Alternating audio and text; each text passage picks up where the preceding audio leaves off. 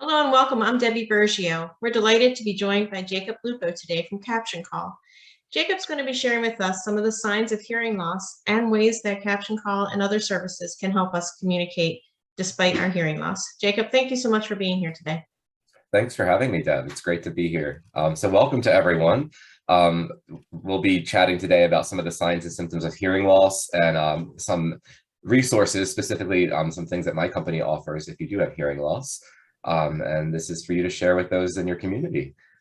So my name is Jacob. I just like to give a little intro. I've been with Caption Call for about 2.5 years. And I come from a background in the disabilities realm from in high school, actually taking care of people, and then went into special education and found my way through the fitness industry and then found my way back into the disabilities world.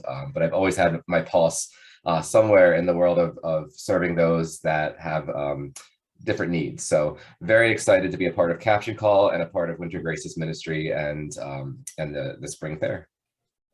We are surely glad that you were here. Thank you.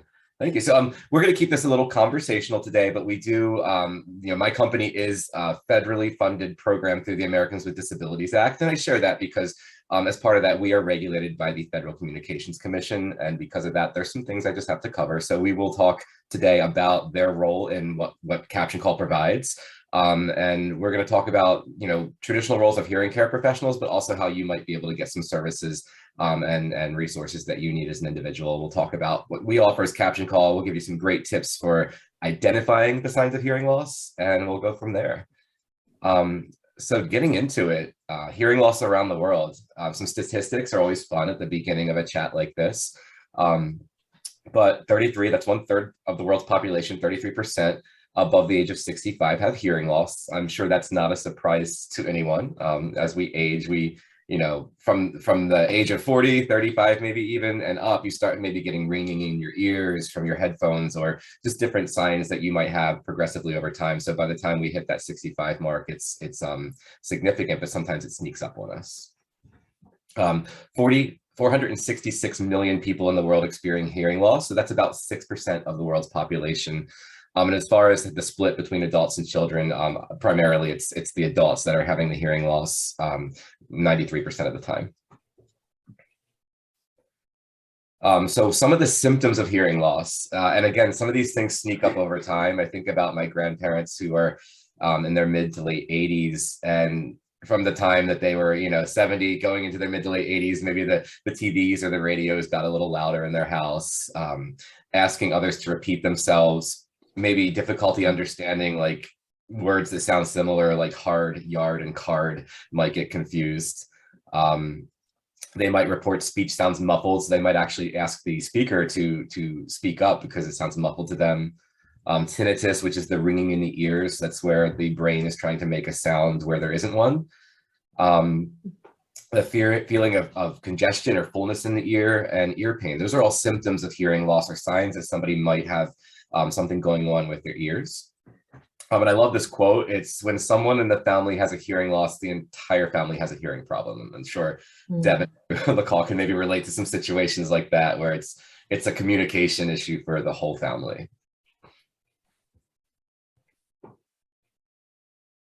So some of the things, why this is important, right? We want to identify when there are symptoms of hearing loss. We obviously want someone to identify that, a family member to help identify that, and to get it treated.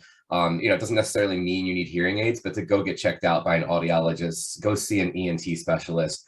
Your nose and throat, it's all connected. So, even if it's not a hearing aid problem, it might be something else going on. So it's super important to get consult with a professional. And why? Because there's a lot of things that untreated hearing loss can lead to. And we might have experienced some of this, during some of the COVID shutdowns and the isolation periods, but untreated hearing loss can ultimately lead to decline in social interactions and more isolation, which is linked directly to anxiety and depression. There's balance issues, risks of falling sometimes. When we're reducing the amount of stimulation and output and social interactions, that can lead to loss of brain mass because we're just not using as many of our facilities. Cognitive decline is a part of that, of course. Dementia can be a symptom or can be led to, as well as stroke and then heart attack, which was surprising when I first learned that. But ultimately, when you think about the continuum of care, you know, when we age, we're not just dealing with maybe a hearing loss, we've got other health issues. Maybe we had an operation, maybe we were hospitalized, or we're getting into home care, whatever other things might be going on. You need to understand your care treatment plan. You need to be able to understand instructions from your doctors and family members and caregivers. And if you have a hearing loss, you may not be getting all of that. And that's what leads to all these other comorbidities. Any questions or comments? That just makes so much sense. And I always say when you go take someone to the doctor, it's always good to have a second person. I hadn't even thought about the hearing loss aspect of it but absolutely. Yeah, and I'll actually share for a moment that, you know, because I think sometimes we're uninformed, and because we're busy, our lives have a lot going on, so we might not understand all of the resources and nuances of the Americans with Disabilities Act. But I will share this story because it recently happened to me. My grandfather was hospitalized in December during the rise of Omicron. He fell, broke a hip, and went to Johns Hopkins Bayview. So my grandmother and I followed the ambulance, and we were going in and trying to be there for him. And we were told by the hospital, only one of you can come in. And of course, it's going to be his wife. She has hearing loss. She was also in shock because her husband just fell and broke a hip, and we all know what that can lead to. So I actually had to, I had to play along the first night, but I did make sure the nurse understood my grandmother had hearing loss, et cetera, et cetera. But then I went home and I'm like, I know, because what I do for work functions under the ADA. I'm like, I know there is protection here for my grandmother. So I actually did some research and I read the exciting language of the Americans with Disabilities Act. And sure enough, it said that if a patient has hearing loss, they're entitled to either a CART service, which is live captions, or a person who can interpret neutrally, so not without, obviously it's a medical situation, so without giving an opinion, but interpret what the doctor's saying to the person with hearing loss. So then I dug a little deeper because my granddad doesn't have hearing loss, but his wife, who is caring for him while he's in and out of whatever consciousness and medications, she had the hearing loss. So I actually learned that he's entitled to her, and her as his proxy, she was entitled to a person to help her communicate. So I had to print that out. I showed that to the charge nurse, and I said, if you have a CART service available in the middle of a pandemic, please bring them in. But otherwise, I'm here to help facilitate communication. And we had to fight every day. My mother and I were the two that were swapping duties, but we had to go in there every day and advocate that my grandmother needed somebody to help her to understand. And there were times when she thought one thing and we're like, no, the doctor said this, like, did you get that? And she's like, oh no, I didn't hear it that way. So it was really important in understanding, ultimately granddad did pass away, but along the way, a lot of choices had to be made. And I just wonder if we hadn't, fortunately I work under the ADA, but if we hadn't had that resource, and like how many families go through this and don't have that. So it's really important for those listening to know you are entitled under the law to have representatives there, COVID or not. We were wearing a mask and there was just, it was two people instead of one, but it was so important to us as a family and for granddad's care. So absolutely. Jacob, what is a CART service? CART, C-A-R-T, and CART that service is real-time captioning. Okay. So if, for example, back in the day when we had huge in-person conferences, you might see a lady sort of off to the side of the stage with a keyboard, and then you'd see captions coming up on the screen. She would be in real time captioning the conversation. And some hospital systems do have those people available if you do have a hearing loss, or if even deafness. Like you have to sometimes even have a little card that says, hi, I'm deaf, or hi, I can't hear you, just to hold it up so that you get people's attentions, because they just don't know. And another important thing to point out was, I remember one of the days I was advocating why I needed to be there. One of the nurse people looked at me and says, your grandmother has hearing aids. That cures hearing loss. I'm like, no, that amplifies sound. It doesn't cure hearing loss. It doesn't mean that she's not still in shock too from what happened. But there's just a lot of like myths and misunderstanding, and people, hearing loss is an invisible disability, right? You might see the hearing aid, but you assume that hearing aid's going to cure everything, and it doesn't. It just makes the sound louder. There's a whole lot more that goes into it, and I'm no audiologist, but there's a lot more that goes into the brain interpreting sound. So I always do like to take a moment and tell people you can advocate for yourself, and it's not okay to be dismissed just because you miss a couple words. Yeah, I have hearing loss in my left ear a little bit. I used to go with my ex-fiance because she had season tickets to the Redskins games, And I gotta tell you, the volume of decibels in that stadium was incredibly hard to deal with. Not to mention the person had a great set of lungs, would constantly hold a sustained scream right behind my ear. Mm. But the amount of the cheering, and as you enter the stadium, the hip hop music over the stadium speakers was tremendously loud, as well as in the season ticket holder area where you got your favorite hot dogs and beer and stuff like that, in these enclosed tents where again the TV sound was up so loud. After a while, I stopped going to the games because I can't do it anymore because it caused me to lose some sense of hearing in this ear. So Yeah. I might hear better on my right side than I will on my left. Yeah, that's a serious issue, is the hearing loss that's caused by sound exposure. And I was just, when you shared the tent, we were just at a wedding last weekend. It was a 50-person wedding, and we were in an enclosed tent, and they had a live band which was beautiful music, but very loud. And my fiance, it was funny because there was actually catering staff that had a hearing aid too. They both had to take their hearing aids out because the sound amplified from the band was too loud, but then they couldn't hear conversations. So there's just a lot of nuance with loud noise. Yeah. And yesterday afternoon, I was going to another networking event, but they had loud music inside, and I couldn't stay. I wouldn't stay. Yeah. Because I'm not there to yell at people and then overcome the loud noise. I couldn't stay. I left because it's just not that worth it. Yeah. The way my hearing is, Yeah. That was a good choice to make too. And I struggle with the same thing whenever I have tinnitus and whenever there's background noise, like music, I feel like I'm screaming and I can't hear what the person's saying. It's frustrating. Yeah. All good stuff to share. So typical hearing loss treatments, we mentioned hearing aids already, like what everybody thinks about right away. There's also a lot that you can do working with a hearing healthcare provider. Aside from just having hearing aids, there's tips and tricks that they can offer. There's, like I said, there might be other things, sinus related and, other medical related things that are causing hearing loss. Many people have heard of cochlear implants. It's where they implant into your brain to help, a device to help you hear. And that comes along with a lot of, just for some people that have never had hearing before and get this implant, there's a lot of sound fatigue, hearing fatigue, because they're just being introduced to sounds and their brain has never had that before. So that's a whole process. We want to think about, like to Andrew's point, hearing protection and conservation, right? So limit the amount of time you're in a loud environment. If you find that you don't enjoy loud environments, don't put yourself in situations to be exposed to them. Maybe bring earplugs if you do want to go to a football game or a baseball game. And then there's ancillary devices, things like you'll hear what Caption Call offers, but there's things like hearing loops.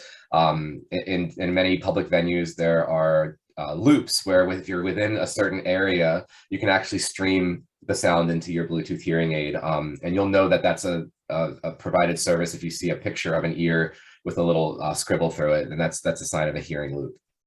And there's other amplification devices folks might have, like a little speaker they can put on the table that helps to stream in. So that way, if you're in a loud restaurant or a setting, you can have something on the table so the conversation that's into the table is getting amplified versus the stuff behind your ear. Some fun stuff. So our audiologist on our team kind of put together some information, but there's still so much research going on, and we don't know, for anyone, we don't know the long-term effects of COVID. We're still just getting out of pandemic phase into endemic, but there have been some initial reports that COVID might negatively affect hearing sensitivity, anything from inflammatory nerve issues to certain medications, ototoxic medications, that's a medication that might affect your hearing. There's a lot of people that have had COVID that report vertigo, they get dizzy, or they've got the ringing in the ears now. And then I'm not a doctor, so these next two over here I can't speak to, but we've all experienced, whether we have hearing loss or not, we've all experienced the effects of mask wearing, muffling our speech, and what we're understanding. It's funny, all while you're talking, I'm reading. You're reading that. Eyes are looking at the words. I catch myself doing that too. I always have the captions on my television.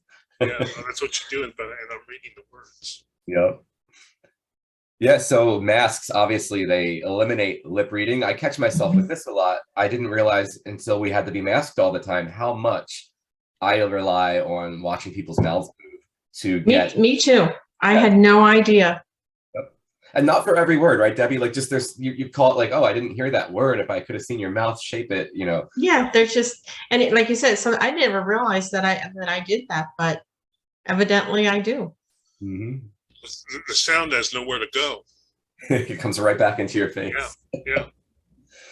Yeah, so they muffle speech. Hearing aids can help, obviously, but then there's the danger. The number of people that took off their masks and lost their hearing aids through COVID. I mean, that was one of the most, when I talked to my audiology partners, one of the most causes for follow-up visits was a lost hearing aid. And they would have to get it replaced. And in some cases, hearing aid manufacturers have apps where you can find your hearing aid, sort of like a Find My iPhone type of device. So you mean just physically the action of taking off a mask dislodged the hearing aid and? Yeah, because you can see like this gentleman is wearing, the part of the hearing aid is in his ear. Hearing aid is anchored around his ear, so there's a speaker behind his ear, and the mask caught up in that. And sometimes people, even while they're trying to be careful, it would, you know, the elastic of the mask would fling the hearing aid, and then, you know, who knows where it went, you couldn't find it. And then in other cases, people just, you know, went about their day and didn't notice they were missing it until later in the day. I know I gave up wearing earrings during COVID with the masks, but I never entered my mind about hearing aids. So thank you for pointing that out. Definitely. Yes, that's important to know if you have a loved one that you're caring for, and, you know, they do have to mask up for a doctor's appointment. Yeah, so we're going to kind of shift gears a little bit. I mentioned we're regulated by the FCC, but we'll talk a little bit about a resource that my company offers, and then I can also connect a couple other resources that people might want to reach out to. But there are a lot of no-cost government programs that help Americans to stay connected. You know, that includes resources for blind people, resources for people with hearing loss, and any disability you can imagine. That the Americans with Disabilities Act is a blessing to us in America. We a lot of countries don't have this type of legislation, and I don't like to get political, but this is one of the legislations that I'm 100% behind, because I have family members and loved ones with disabilities, and like I said, I've always worked in that world. And if you've never dealt with somebody with any form of disability, you just don't realize the small to huge barriers, right? So, we are operating under Title IV of the Americans with Disabilities Act. It says just because you have a hearing loss, you shouldn't have to pay more to use the telephone than anybody else, right? So when you think about a captioning phone or a phone that does sign language, those kind of services, the equipment needed, the technology needed is costly. It's not like going to Walmart and buying just a plug-in phone, right? It's a lot more expensive. So as a result, the FCC created the Telecommunications Relay Fund. So that is a fund that was established in 1990 that we've all been paying into. When you pay your phone bill, at the very bottom of your phone bill, there's a regulatory charge. I think it's for most people around 96 cents. But that fee you've been paying for in every phone bill goes into this Telecommunications Relay Fund. And that is what provides caption phones and video relay phones. So that is that fund and that act, or that title of the Americans with Disabilities Act, is why Caption Call is allowed to operate and be in business. So what is it? We are a captioning telephone service. Our parent company, Sorensen, we're actually kind of merging everything together, but Sorensen Communications is the branch of our company that does community interpreting and video relay phones. So if you do need resources for somebody who's completely deaf, certainly reach out to me. I can put you in touch with the right people. But if you're dealing with a hearing loss, not 100% deafness, and you want to be able to speak into a phone and, you know, need assistance because maybe you're not catching every word. If you feel like you have a hearing loss that sort of needs that captioning to independently use the phone, then you would qualify for Caption Call. It's a caption phone. We use a combination of artificial intelligence. We have a software called Dragon that you know, does about as good of a job as the captions that are at the bottom of this presentation, right? It's getting a lot of what I say correct, and then there's some random words that it's not picking up that I say. So because of that, we also have a third party, a captioning agent, listening into the conversation and captioning whatever, you know, if you were listening to me on the phone, they'd be captioning whatever words I say by repeating them and then making manual corrections when the software gets it incorrectly. We are, again, regulated by the FCC, so there's lots of privacy concerns and lots of privacy protections that they put into place. Our caption agents are fully vetted. They are not third party. Our caption agents are caption call employees. We train them. We go through accuracy training, speed training, and privacy training so that users can rest assured that their information, it does get protected, and it's not sold, it's not recorded, it's not repeated. So just like to put that in there. Any questions on that so far? No? Okay. No. The history of captioning is actually just a fun fact. Television captioning began with Julia Childs back in 1974. So I don't know if anybody knew that, but I'd just like to share that fun fact. But captions, sort of started back on televisions, the old TTY lines. There's a fascinating YouTube videos you can learn about, how captioning telephones came about. There's actually a group of volunteers that collected old phone equipment from AT&T and Bell, all the Bell Atlantic, Bell type companies, and they collected all this old equipment to fashion the earliest caption phones. And now we've evolved where it's no longer TTY, it's no longer analog. We're in a digital age, so we're functioning under what's called IPCTS, which is Internet Protocol Captioning Telephone Service. So because of the internet, our captions scroll through a lot more quickly than if you were analog. So instead of hearing and watching me speak and waiting 40 seconds for the captions to come across, it's more instantaneous within a matter of 5 seconds. And that is a standard that the FCC has set as well. So we have to comply with those rules. Why people use captioning, right? Because you can see our phone here, you can see the nice big screen, and you can actually make the print smaller or larger, but it makes phone calls easier, right? If you are a person who finds yourself withdrawing from conversations or getting frustrated on the phone, it could be potentially because you're missing some pieces of information. And this just is a piece of technology that makes it, nobody knows you're using it unless you tell them, but it makes it easy for you to catch some of the words that you might be missing. Again, I mentioned the ADA, it's a no-cost phone. It's a no-cost service. I'll talk a little bit more about how that works in a moment. And then you do have the ability to turn captions on or off. So actually, I will speak to how we make our money then, because that kind of is relevant. But caption call is paid per minute of captioning. So if you're on a 10-minute phone call, we bill the FCC for 10 minutes of captioning, as long as you're speaking with the captions on. If you're using the phone without the captions, we don't bill anything because we're not captioning. So that's how we function. Under Internet Protocol Caption Telephone Service, that is the minimum requirement. We have to provide the captions and then bill the FCC. We offer our phone to you at no cost as well, because we think that's the right thing to do. Caption telephone companies have the choice to charge for their phones. Some do, some don't. We think charging for the phone is not the best way to do business. We think if you are already struggling, let's give you the device. We do that. We actually come to your house to install the phone, train you on how to use it, and we provide ongoing customer support because we think that's the right thing. But again, we are billed per captioning minute. So that's why this third bullet is important. You have the ability to use the phone with captions on or off. So if you, the standard for use, the FCC has set is that you must have a hearing loss that necessitates the use of captioning. And that's a little ambiguous, right? So you have to, maybe your hearing provider helps you to determine that's the case. Maybe you have a son with a voice deep like mine, and when you speak to him, you can't hear, but when you speak to your daughter, you can hear. Well, you have the ability to determine, okay, I need captions for this conversation to understand, but I don't for that. So you can turn captions on or off, and that's important because that speaks to us not blatantly using up the telecommunication relay fund, right? We only want those captions on when people truly need those captions to understand the conversation. We do offer Spanish captions and Spanish customer support, and this phone also has a Spanish interface. So 2 languages, English and Spanish in the US, and the US encompasses Hawaii, Alaska, Puerto Rico. So we do have, I think maybe the Virgin Islands we have too. We don't have Guam, it's a little too far for us right now, but we do cover in most areas of the US. So all 50 states and Puerto Rico. The phone has a built-in answering machine, so that you can caption your voicemails. It'll be more accurate than your iPhone captions. We can customize the audio. So there's settings in the phone where we can actually, calibrate the phone to match with your audiogram. An audiogram is the copy of your hearing test, the results of your hearing test that you would get from your hearing health provider. So we can calibrate that. We have a speakerphone function as well. Any questions? That is just so really cool. I don't have a question. It's just really amazing technology. It is a lifesaver for a lot of people, and that's why I love giving chats like this, because a lot of people don't know that it exists. I've been in a disabilities world my whole life, and until I actually applied for this job, didn't realize that this industry existed, and I didn't realize the extent to which the ADA helps people. So I think I think you're right. It's a wonderful thing. Just out to spread the good word. Absolutely.